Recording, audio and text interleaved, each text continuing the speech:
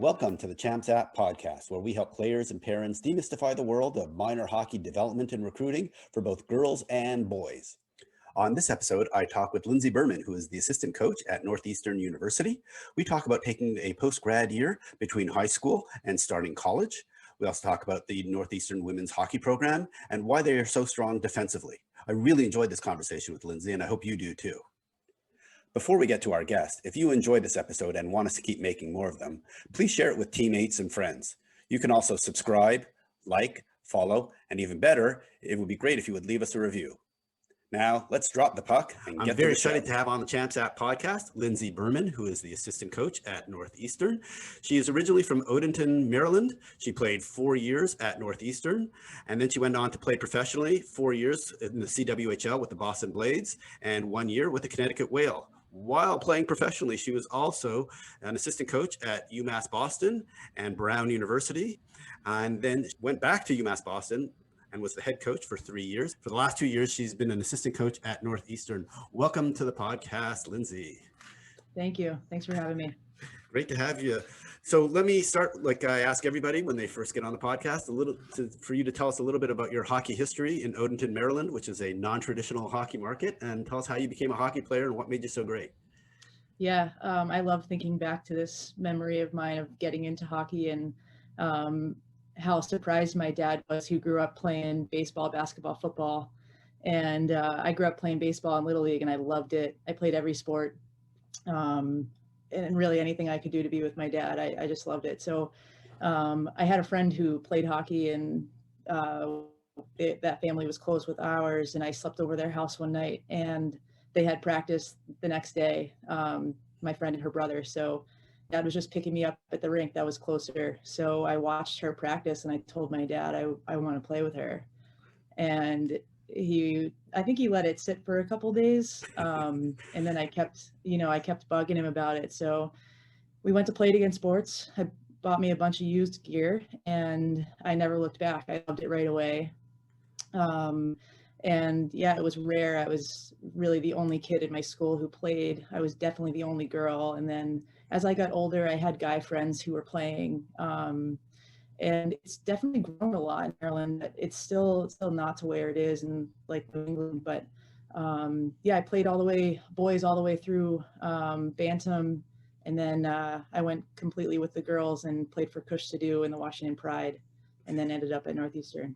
So tell us about, just starting out, how you were playing with the boys. Was it tough playing against the boys, and did you feel that it helped your development, and what were some of the key reasons why you were able to develop such a high level of skill at that age? I don't know. I think it was kind of natural, I guess, but I just loved it so much. So I would go to practice or play 5 games on the weekend, and then I would come home and play street hockey for hours. Like I just loved it, and I think that kind of led to getting better. It was never forced. Like my dad always made it optional and I always wanted to go. And I loved playing with the boys. I had such great teammates. They treated me as one of them. I was never really a girl to them. I just was someone on the team, which I never thought a lot about growing up. And back, I respect that so much. And I'm so glad that that's what they made of my experience.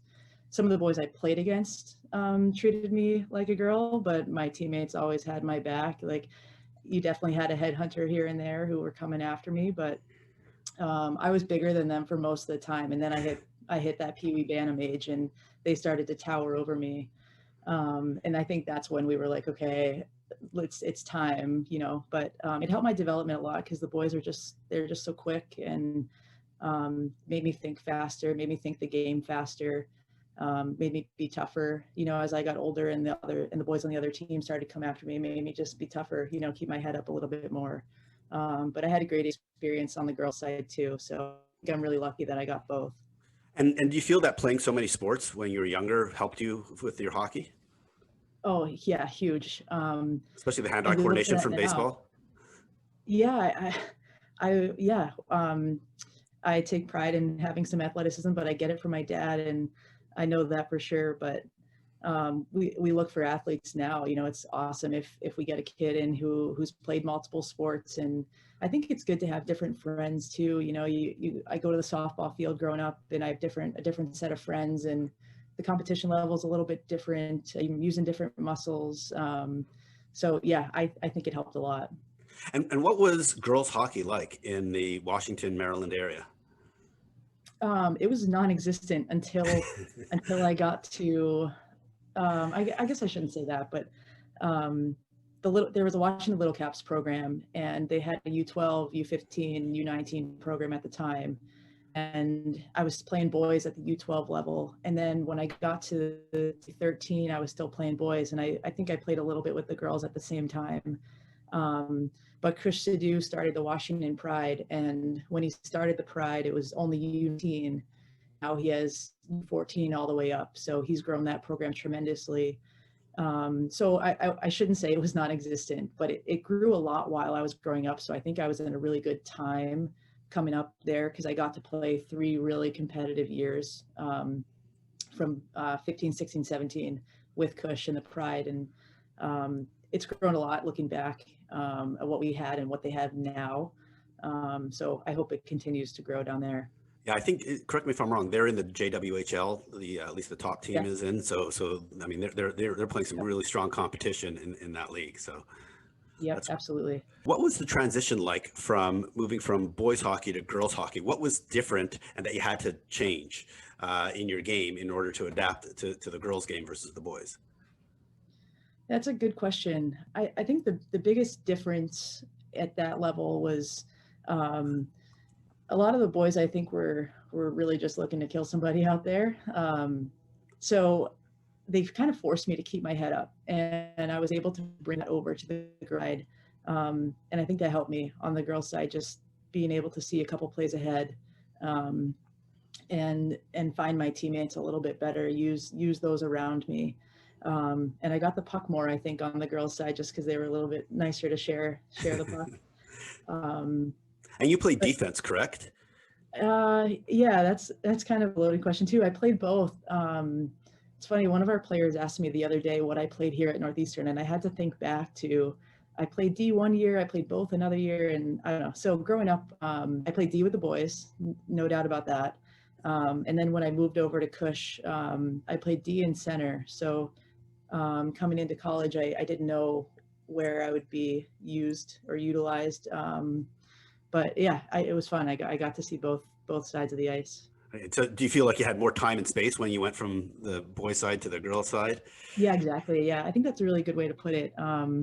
Yeah, at first I probably was a little bit timid, like knowing that someone would be coming right down, like right on my back. But yeah, I had a little bit more time and space on the girls side. And you know, as I got older and the competition got better, you know, it just kind of forced you to up your game a little bit more. We were going to Michigan, Minnesota every weekend, you know, and playing the best in the country. So it wasn't a downgrade by any means. It was just different. Yeah.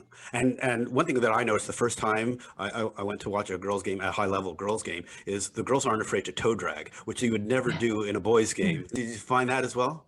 Yeah, and like girls will catch a pass like looking behind them, you know, and just you're just not afraid of that open ice hit, because it's not coming, and if it is coming, it'll be a penalty. So yeah, I think girls can be a little bit more risky in that sense, because yeah, it's illegal to open ice hit. So yeah, you're a little more willing to make those moves or put the puck between your feet. But I think like there's a little more finesse, I think, sometimes to the women's game, because there isn't any hitting, but it's definitely physical. I think an outsider looking in can think it's like, no offense to girls lacrosse, but there are a lot of whistles, and it's not the same in women's hockey. There's still physicality. There's just no, you know, open ice blinding hits.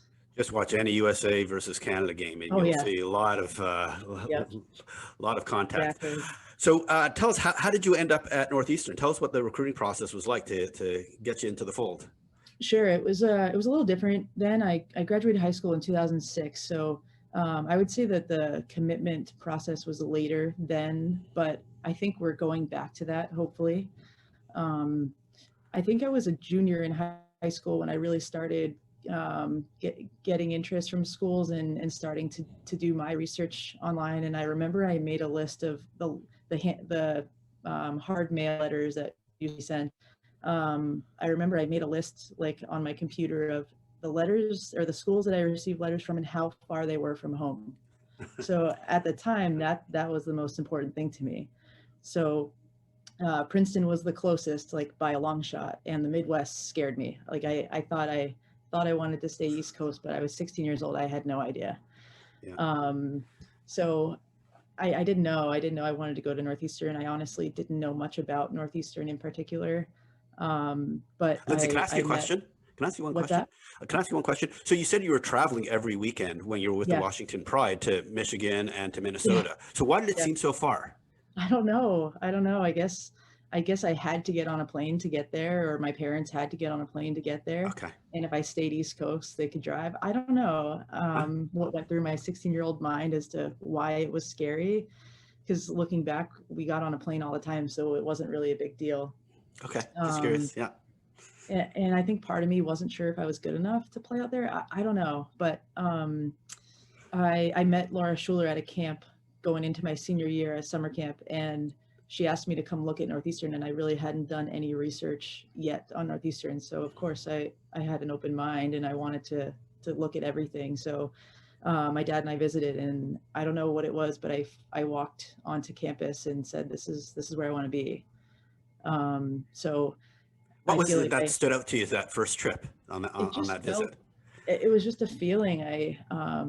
I loved Boston. I knew I loved Boston just from the trips I'd taken there. And I liked there's a bit of a bubble feel to this campus. Like it's in the city, but there was green space and there's a lot going on. I felt like, I could go to a Bruins game. I could go to a Red Sox game. I loved being in a sports town. So there were a lot of things. And when I learned more about the education here, that I was drawn to that too. But I made a decision pretty quickly at the time before taking any other official visits. So at the time, most of my peers were taking all 5 visits and making that decision at the end. So which visit number was this for you? 1. Oh, okay. So that was one. it. Okay. Yeah. All right. And Kush, he urged me to keep looking, make sure, and I was like, this is it though. I already know. And I don't remember being like a super decisive kid, so I'm not sure, but it worked out really well and I loved it. I had a great experience here. And clearly you made the right choice if you're still there this many years later. So tell us about your time at Northeastern playing there. What was that like? I saw your point production was pretty good. If you were just playing defense, it was excellent. But maybe just share more about your 4 years there. Yeah, I had a great experience. I had awesome teammates. My first 2 years, I played for Laura Schuler and Linda Lundergan, and then Coach Flint came in my junior year. So I got 2 sets of coaches. Linda Lundergan stayed through the whole time. She was a great mentor for me, and obviously knew me really well because she was in the recruiting process. So yeah, I played a lot of D. I think I played 1 year of full on center. And when Coach Flint came in, we played a back system. So it was almost like I think they call it the torpedo. So it's like soccer style. So there's 1 back, 2 middies, 2 forwards, and I was a back. So I was pretty much back there. But it was fun. It was a different look. And yeah, I had an awesome experience. We got to play outside at Fenway. That was probably my favorite memory. That was my senior year. That's amazing. And yeah, I mean, I got to be in Boston every day and go to school at Northeastern. I took advantage of the co-op program. So I had an unbelievable experience here. That's awesome. And so you decided to stick around in Boston after graduation to both play professionally and then also start your coaching career. Maybe just talk about kind of handling both those things at the same time for a few years. Sure. Like a lot of, I think, undergraduates, I had no idea what I wanted to do, but I knew that I wasn't ready to leave the game. So the Boston Blades were being formed just before the beginning of my 5th year of school. So I did 5 years of school, but I only played my first 4. So it was kind of perfect timing. I was going to be in Boston. I was still in school, but not on the team, and I could play. So I ended up playing, and we had so much fun that first year. The Blades, my teammates from that year and I still talk about it. And then when I graduated, the UMass Boston assistant job fell into my lap. I got really lucky. Lee J. Mirasolo, who was at UMass Boston, got the Princeton assistant job really late. So it was like August, September. And UMass Boston needed an assistant. And Colleen Harris gave me a shot. And I had obviously never coached much before. And but I knew didn't want to leave the game. So I figured, let's try it, see what happens. And Colleen was amazing. And I again had a really good experience, and I kind of loved it right away. That's awesome. And so you were just trying it out. You didn't have like you knew you were born to be a coach type of thing. Well, I guess I remember talking to one of my assistants in college, Lauren McAuliffe. She was here my junior and senior year, and she asked me one day what I wanted to do. And I was like, well, I obviously want to do what you do. You get to put your skates on and be with us every day. What's better than that? And she's like, well, there's a little bit more to it. And there's a lot more to it, but it's a really great job. I feel really lucky to be in it. And like anything, it has its ups and downs, but I think it has more ups than downs. And you really get to be involved in the game, and you get to be involved in these kids' lives and have an impact. So I didn't know that I was born to be a coach. But I guess I got lucky. I got really lucky that it fell into my lap, and I kind of found my niche here. What I really found intriguing about your coaching background is the 3 years you spent at UMass Boston as a head coach. And I'm wondering what you learned, how you developed, kind of what were the ups and downs of those 3 years once you went back as a full-time coach after being an assistant at Brown? Yeah, that again kind of fell into my lap. Colleen Harris left, and the athletic director at UMass Boston called and said, would you apply? And I said, I'm not ready for that. I don't think I'm anywhere near ready. And she's kind of said, like, I don't think you'll ever admit to yourself that you're ready unless you try, so why don't you just apply and go through the process and see what happens. So seems like they may have known the answer already before you even applied. So, but go ahead. Yeah, I'm sorry. I guess I honestly didn't think that at the time. But she was another the athletic director who called me was another mentor of mine. She still is. And I knew she had my back all the way. When I started, I went to her with everything, and I went all in. I'm going to, if I'm going to do this, I'm going to do it to the best of my ability. I'm going to put all the time in that I can. And luckily for me, I knew a lot of the players, and I knew all the other coaches on campus. So I had a lot of people to help me. And I'd already been there. So I found that Colleen Harris shielded me from a lot of the, I guess, behind the scenes work that she did. I didn't realize kind of how much a Division III head coach has to do on a daily basis that does not have to do with hockey. Yeah. But I think I Coach learned a GM, lot. operations, ticket manager, sales, therapist. Yeah, you do it all. But I loved it. And the players were awesome. I have to thank them so much, because they knew that it was new to me, and they kind of accepted mistakes. And I think I told them up front, like, there are definitely going to be mistakes, but we're in this together. Let's help each other. And they were all in too. And we actually won the league championship that year. It was just like a storybook ending for us. And I'll tell you another fun fact. The night before my first practice that year as a head coach, I broke my leg. Oh, geez. I was playing for the Boston Pride. I mean, I'm sorry, for the Connecticut Whale.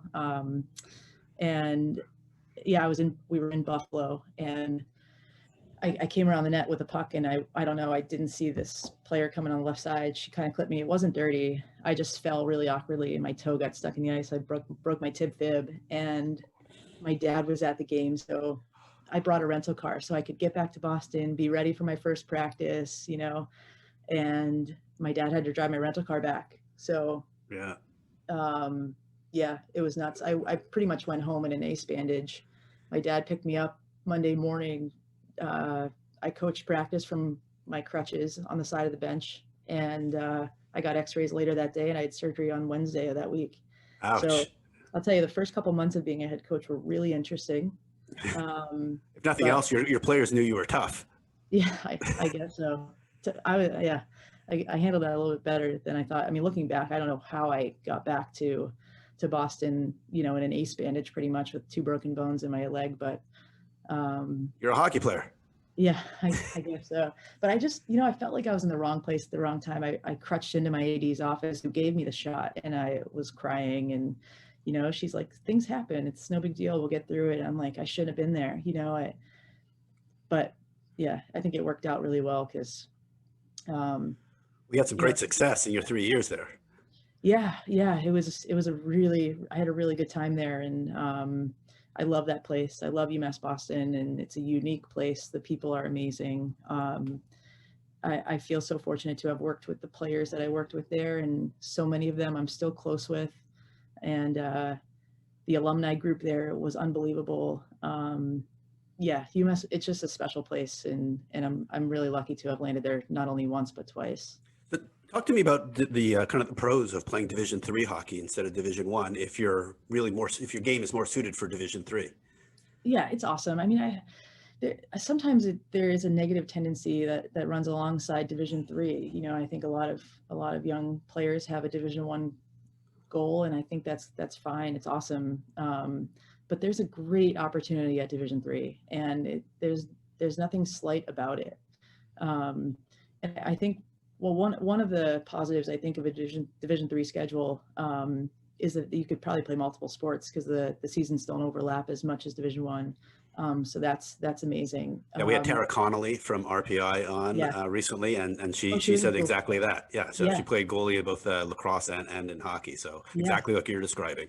Right. That's exactly right. And we talked to so many kids who are coming up and they're like unbelievable lacrosse players or unbelievable field hockey, and they feel like they have to choose when they get to the collegiate level.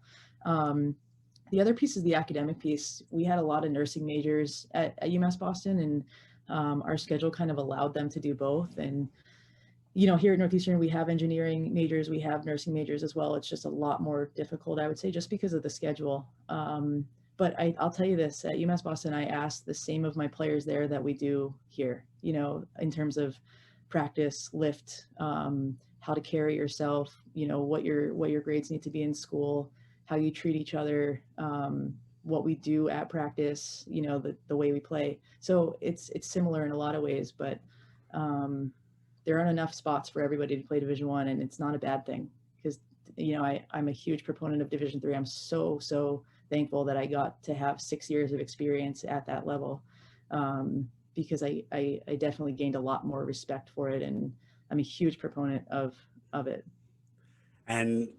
But the reality is your alma mater came a-calling, and you got asked to move up to Division I. Tell us about you returning to Northeastern. Yeah, Coach Flint called in 1 summer, 2 summers, 3 summers. I don't know. This past summer seems to like not exist. So I don't know how many summers ago it was now, but he was great. And I tried to come back earlier, and he said, continue to put your time in, and I have no doubt you'll be back here. And he couldn't have been more right. I'm so glad I had time on my own at UMass Boston, and I learned so much before I came here. And when he called, it wasn't an automatic. It wasn't an automatic yes, just because I had such a great thing going at UMass Boston personally, having my own gig, and I felt like we were, developing the right way. We were having success. We were recruiting and getting the right kids in, and things were just going really well, and I loved it. But I felt like I could have been there forever. So I thought maybe a new challenge would be good, and who knows when your alma mater calls again. So I'm so glad that he called, and thankful that he called, and I learned so much from him on a daily basis. And it's kind of funny because when I came back and my first game on the bench with him, and the things that he was saying, I couldn't believe how many of those things I had been saying for the last 6 years without him. And it just kind of showed how much I learned from him. And he only really coached me for 1 year. So I learned a lot from him as a player, and I'm really lucky to be working for him again. Great. Well, I'm going to get into the dynamics of the coaching staff in a little bit. Let's just talk more generally about the Northeastern program. First, let's just talk about your facilities and your arena, the Doghouse, Matthews Arena. Tell us about that storied building, which opened 110 or 111 years ago. Yeah, the building's amazing. Actually, you can see in your background Although not every, just don't forget that we got podcast people, so most Oh, people are okay. going to Sorry, just sorry. Yeah. listen to this, so they can't necessarily Yep. see it. But there will be a portion of folks who will see this on YouTube. But go Okay. ahead. Well, part of the arena used to be like windows, so there were no lights. So you can only play hockey in here during the day. So that's how old this building is. There's just so much history here. We have this huge framed list of events that have happened here. Like Amelia Earhart spoke here. This is such a random fact, but there was a random Fish concert here, in the 80s. There's a ton of history. The Bruins played there. The Bruins and the Celtics both started here. Yeah. It's an unbelievable building, and it has that old time barn feel. But then if you go underneath into the locker room and facilities area, it's modern and everything that you could ask for. So yeah, it's an unbelievable building. Yes. Sorry, go ahead. How are the training facilities? And also I believe you also have a pretty nice scoreboard as well. So. Oh yeah, the scoreboard was put in 2 years ago. It's definitely the biggest in college hockey. When they put it in, it reminded me of the Cowboys AT&T Stadium. If you can picture where the Cowboys play and how big that screen is. And it was funny. We joked. This is a terrible joke, I guess, but we joked when it first, hung in the rink that we were all going to skate the perimeter for a couple of days just to make sure it didn't fall. But they had to put in new steel and everything to make sure that thing was hung properly. But the facilities are really nice. They were actually renovated the summer before my senior year, so I got to take advantage of the new locker room, the new weight room, training room, the player lounge. We're hoping to do a little renovation this summer as well, because I don't want to admit it, but that was 12 years ago that I was going into my senior year, so time for a little bit of a revamp. But the girls have a great setup down there, and they totally, they work for it. They don't take it for granted. That's for sure. And do you feel that like the Doghouse is like a home field advantage for you when you play at home? Oh, it's awesome. And they've really started to back us in the last few years. Back in my day, it was mostly the men's games where the Doghouse kind of showed up, and now we get their full support, and we get the band, obviously in a non-COVID year, and it changes the atmosphere totally. And we are so lucky to have such an unbelievable hockey fan base in this. It's so cool. It's such a unique experience. And what's it like to play during the Beanpot? Oh, the Beanpot's awesome. And for folks who don't know, explain to folks what the Beanpot is, who the four Sure. teams are, and how it all works. Sure. So the Beanpot is a 4-team tournament over 2 weeks. So it's Northeastern, Boston College, Boston University, and Harvard. And you're basically playing for the best of Boston. So it rotates every year who you play in the first round. So the women play on the first and second Tuesday of every February. So last year we played Harvard in the first round on a Tuesday at BU, and then we played BU in the final, which is also at BU. So the men play at the Garden, but the women rotate school every year, one of the schools, which I really like. I actually really like getting to play at all the different schools. We don't usually get to play at Harvard, so every 4th year we get to play there. And it's a really fun tournament to play in. Obviously there are a lot of bragging rights involved, and for us playing BU, BC, we see them a lot, so they get heated, that's for sure. And last year we had an unbelievable win, and it's definitely going to be one of my favorite memories forever going forward. There's something else. We had a ton of people there. I mean, it was loud. All the bands show up. It's an unbelievable atmosphere, and you get to play for a championship, basically in the middle of the year when no one else is playing for a championship. So it's a really unique opportunity. It's a lot of fun. I'm sure that also really helps you toward, as you finish out your season and move into the playoff period of time of just getting that energy up for those types of games. Oh yeah. And what's interesting, you play your first round on Tuesday, and then you have to play a league weekend in between the 2 rounds. So it's always really interesting what happens in between there. You go really well or really poorly. depending usually on, you know, I think I remember when I was playing, a lot of times we talked about not looking ahead. You know, you play in the semifinal round, you don't want to overlook that league weekend. You know, you don't want to already be looking into the final on Tuesday. So it takes a lot of discipline and a lot of discussion on what we're focusing on at that given moment. That's awesome. That's great. And I'm sure mentally that just helps you further down the road going through those 2 weeks. Yeah. So there's some pretty famous Northeastern women's hockey alumni. So you're a bit of a college hockey coaching factory. So for folks who don't know, Shelley Looney went to Northeastern, and so not only is she the head coach at Lindenwood University, but she's also famous for scoring the game-winning goal in the 1998 Olympics, the golden goal, as well as Hillary Witt, who is the head coach at UNH. So why are you guys such a hockey factory for coaches? Look at yourself and the other head coaches. I don't know. That's a really nice term that you just used that I've never heard before. I don't know. That's a really good question. I wish I could say it's like something in the water here, or I don't know, something about this place that makes you want to be back in these buildings. But yeah, we do have quite a few awesome like coaches that have come through here, and I feel again really lucky to have come through as well. And I have those people to look up to, like Shelley and Hillary, Laura Schuler. You know, we've had some unbelievable people come through this program that are coaching. It's a phenomenon. I don't know how to explain why that's happening, why that has happened. And probably your most famous alum, especially the last couple of years, is a pretty fast skater named Kendall Coyne.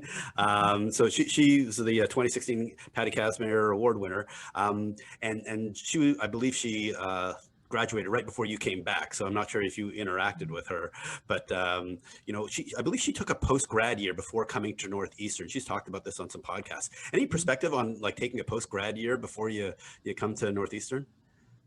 Yeah, it's just very individualized, that decision and why. I think there are many different reasons of why someone would want to take a postgraduate year.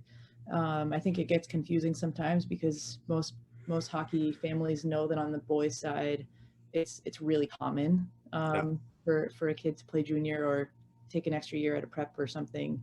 Yeah. But I think for a girl, it's 110% personal. If they're ready to go and they have found a home, go for it. It's not like a football program where we have our freshman red shirt to get stronger. Most of our freshmen are recruited to play right away. So I think that changes. That differentiates us from the men. But some graduating high school seniors just aren't ready, and that's fine, and they need another year of development, or they want to, further their education before they go to college. There are so many different reasons why, but I just feel like kids find their home, they end up making the right decision if it's well thought out. So I don't know if that answers your question, but I think it's different for everybody. I can't give you a yes or no, you should do it, you should not do it. It depends on what your situation is. And the other thing is that girls develop, athletically at different ages. I remember reading a stat when the NWHL was forming that women peak at 27 athletically. So, if a kid at 17 isn't ready to go to college, I don't think that's abnormal. But at the same time, we get an 18-year-old freshman and she lights it up. That's not abnormal either. So everybody's a little bit different. Well, looking at, first of all, the success and the results that you're seeing this year, but also at your roster, you do have 4 98s on your team, which is a pretty, seasoned group that you have. And one of your best players is Alina Mueller, who is the sister of the former Sharks from my neck of the woods, Miracle Mueller. And she actually played in 2 Olympics before even attending Northeastern. You want to just talk about her development and her, she joined a little bit later also. I think she was 20 when she started playing with you guys. Maybe you just want to talk about her because she's a special player.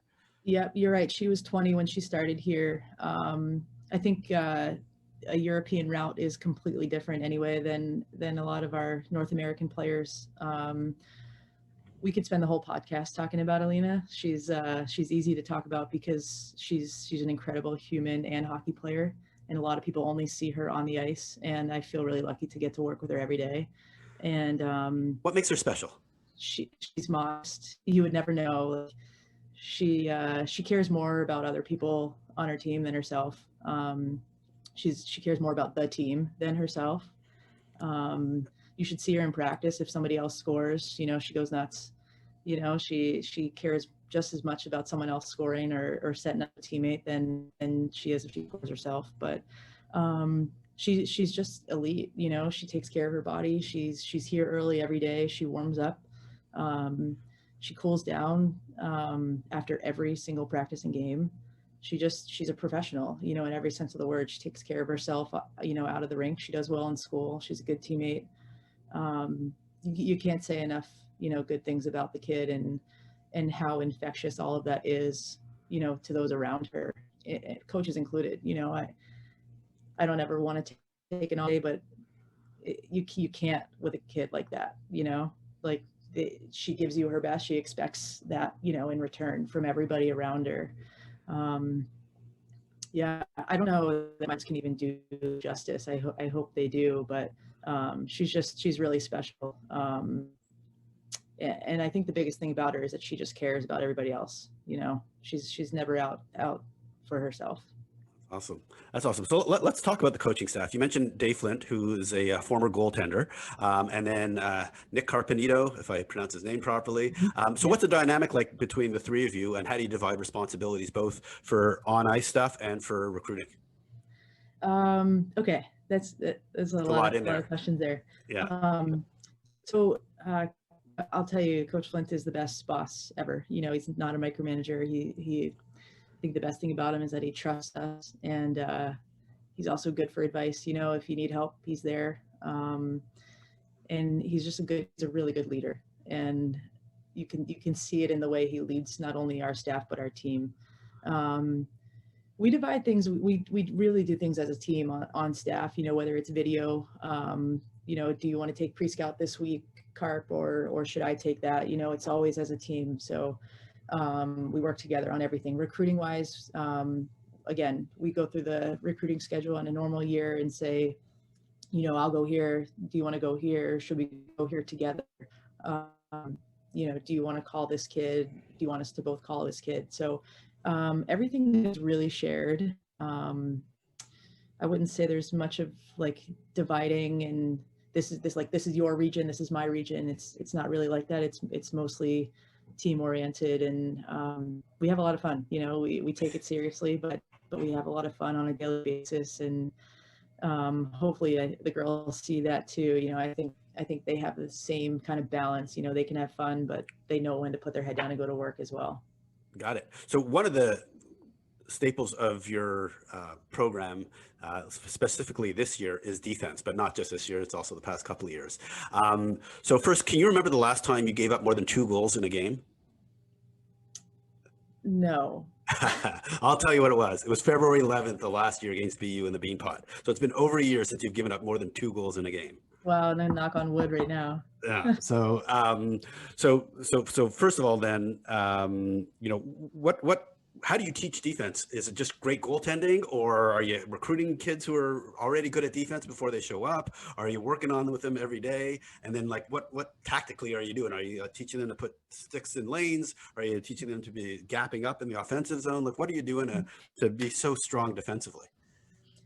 I love this question because I do work with our D. I should have said that. Like, that is one thing that we do have kind of split. Coach Carpenito works with the forwards, and I work with our D. Coach Flint works with our goalies and everybody, obviously.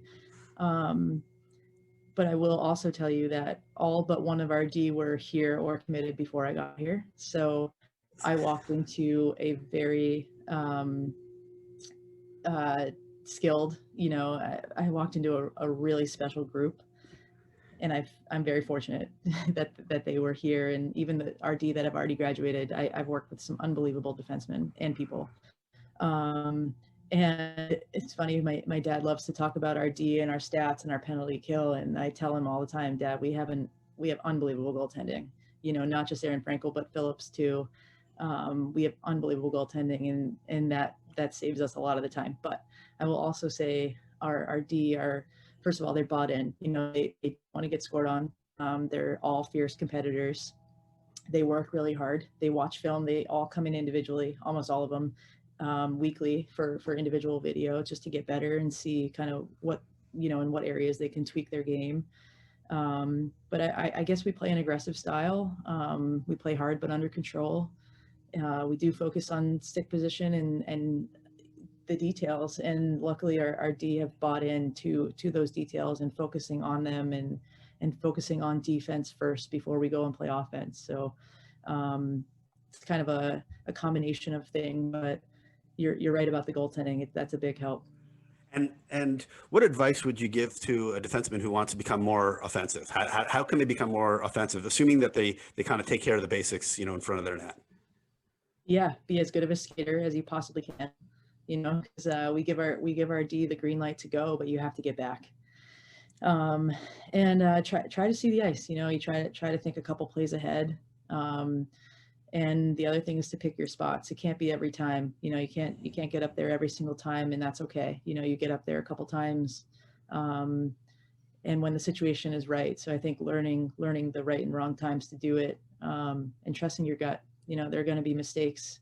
And that's another thing that we try to enforce here is like, it's okay. If there's a bad pinch or you take the puck up and you don't get back, but you're working hard to get back, it's okay. We'll be better next time.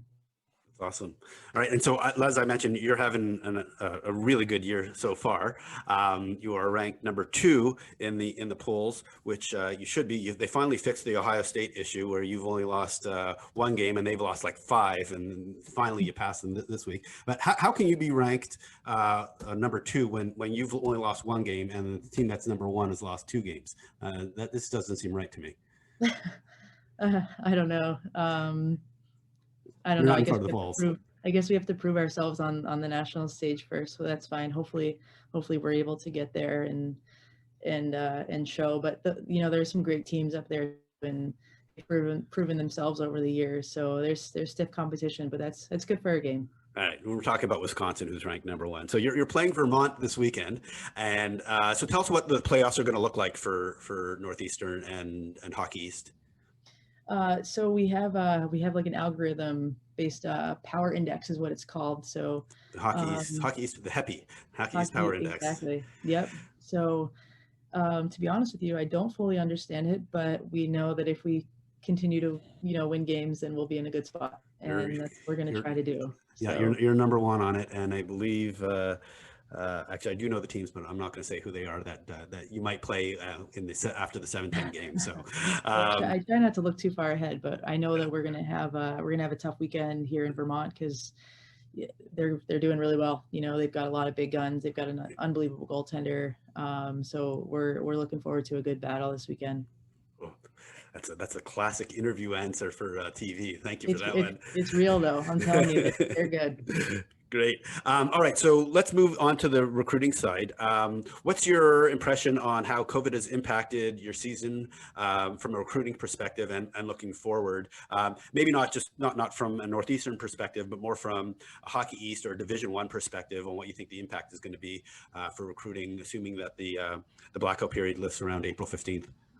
Yeah, we're hoping. I was thinking the other day, the last time I was on the road was about a year ago at Challenge Cup in DC, which is just crazy that I haven't seen a live hockey game except for our own in over a year, almost a year. I don't know. I think when the gates open up, I think we're all going to be itching to get out there. So I think it will impact it in a way where we've kind of gotten used to the virtual recruiting a little bit, but I don't know that any of us really love it. So I'm hoping it'll go back to normal of just, being live in person and, and for the kids too, to like get back to just playing and having fun and not worrying about, other things. And that's the hope. So I think it will impact it moving forward, but I think there will be a point where it kind of goes back to normal for us recruiting wise. Okay. And from a Hockey East perspective, when your teams go out recruiting to tournaments or events or camps, what is it that players can do to stand out to you when you're there in person watching? A couple of things. One, everyone likes to watch a kid who works hard and has great body language. You're a good teammate. Tap your teammates' gloves on off the ice and be a good team guy, like on the bench. I don't think I realized growing up that coaches watch you all over, you know, whether it be when you're walking out of the rink, the way you talk to your parents in the lobby. You know, are you throwing your parents your bag, or are you saying like, thank you for getting me the Gatorade, you know? Um, so it's everything. I think we're all looking for that complete package, like the good kid who works hard, who wants to be there, who wants to be a good teammate, who loves the game, and we're all looking for that. So I think just doing the right things all the time, giving it your all, and this is the hard part, I think, is trying not to think about who's out there, just doing that all the time, not worrying about whose eyes are on you. There are a lot of players and parents who are nervous these days because you know, they're 2022, 2023, Yeah. and with the kind of the freeze. What advice would you give them as as things start to open up again, and games and teams and ice starts to return to normal? Yeah, I feel for them because I don't know how I would have handled this, you know, as a kid. I think that the group that you're talking about is the hardest in terms of, you know, what they've had to go through and what they've had to give up and sacrifice, and just the changes that they've had to go through. I guess I would just encourage them to like enjoy it, you know, and I think this is going to give a lot of kids a new appreciation for getting to play and getting to be with their teammates, you know, not having restrictions. And the other thing that I think is really hard for kids is like to trust that what they're doing is right, you know, and somehow like don't overcoach yourself, don't overdo it. Enough stress, you know, in their life as it is, in COVID or not COVID, and hockey should not be one of them, I don't think, you know. So I think for them to just try to enjoy it as much as they can, have as much fun as you possibly can, and you know, the rest tends to take care of itself if you do the right things, if you are a good person, you know, carry yourself the right way. Nice. And so how is it that folks can learn more about the Northeastern program? Like, are you going to have camps coming up this summer? Or is there a questionnaire on your website that folks could kind of fill out to kind of raise their hand and express interest? Yep, we have a questionnaire on our website. We will not be holding a camp this summer. We're actually talking about this. We're hopefully for next summer, so that'll be 22. You know, that would be awesome, you know, to have a camp here at Matthews and get people on campus and let other people take advantage of facilities and stuff. But all of our games are streamed for free too, if you want to take advantage of watching the games. Hockey East streams all the games for free, which is really awesome. And we've got a pretty good website. I want to do some research on our team and our players and our social medias. We like to highlight our players as much as we can so you can learn a lot about them. Great. And I'm assuming that if things open up, you're going to be going to showcases over the spring and summer just to get back on the road and just kind of reestablish your networking connections and just get into a rink for another rink. That would probably be nice. Yeah, exactly. We have no idea what's going to happen here. We're in the dark just as much as the players and their parents in terms of what we're going to be allowed to do and when things are going to open up. And if April 15th is the date, then we'll be out April 16th probably. But you know, we'll do it when things are safe. And yeah, we will probably be at every camp and showcase once things are safe and allowed. So I have no idea what my schedule looks like in 5 minutes, let alone this spring and summer, but we're hoping.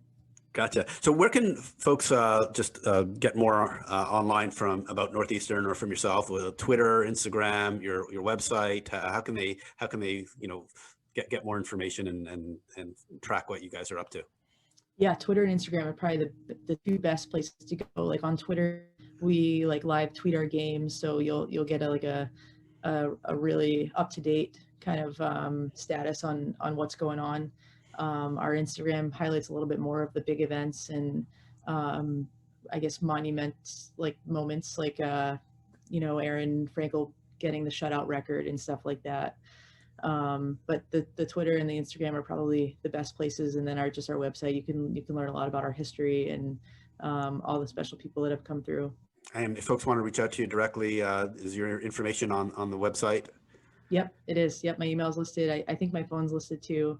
I don't think that's totally allowed to call me, but Yep, everything's listed on the website. Depends how old you are, I guess, right? Yeah, it does. It does depend on how old you are. Awesome. That Well, was my Lindsay, first question. Lindsay, thank you so much for coming on the podcast. Really, best of luck coming up. It'll be nice to see you guys make the Frozen Four this year if COVID makes it possible. So, Yeah. just congratulations on all the success for the team and best of luck. Thank you. I appreciate you having me on. It was fun chatting with you. I really want to thank Lindsay for coming on the podcast. It was great to hear about her coaching development and how she ended up back at Northeastern, as well as hearing her advice on player development and the recruiting process. And remember, if you got something out of today's episode, we'd really appreciate it if you'd like, follow, subscribe, and even better if you could leave us a review so we can keep sharing this important hockey information with folks just like you.